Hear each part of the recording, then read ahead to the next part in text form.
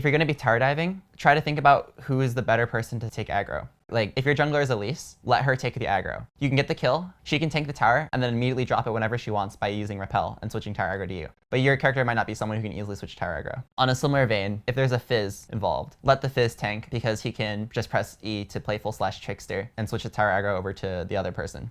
There are some champions who are better at managing tower aggro. Typically, the tankier champion should manage it, or someone like Pantheon who can, for example, block tower shots. When tower diving, there's a little gap between the tower and the wall that you can take a lot of advantage of. If you're playing Elise and you have Cocoon that goes in a line, you could line yourself up with the wall between that little spot between the tower and the wall. And if you can somehow force them to go into it, then you basically for free land your skill shot, unless they flash or dash out of it.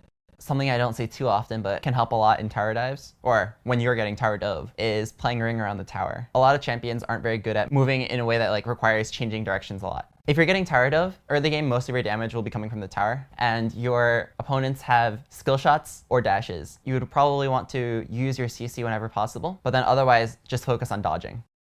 When tower diving, remember that the tower does more damage per shot, and it ramps up 4 times. So remember that the longer you stay, the more damage you'll take per second. The easiest way to tower dive someone is to tower dive with a big minion wave. If the enemy champion attacks you, it'll trigger a call for help, which makes any nearby minions attack that champion. And they don't have a way to lose that aggro because there's no bush to enter, or they can't run away from the tower range to lose that aggro. So the moment they attack you, they'll start taking a lot of damage. Also, with minions there, that lets you walk up to the enemy champion without having to burn any of your dashes. If you're getting tower dove and you have some sort of defensive maneuver, wait until they take tower aggro. If you have a CC or a stun or some sort of shield, you want to save it for when they actually start taking the tower aggro, because otherwise they'll just wait out your whatever spell you use and then kill you. A mistake I see a lot of people make against people like Maokai or someone with a snare is they get snared, and then because they can't issue any commands to their character other than attack commands, they accidentally attack the Maokai or whatever champion it is and take tower aggro.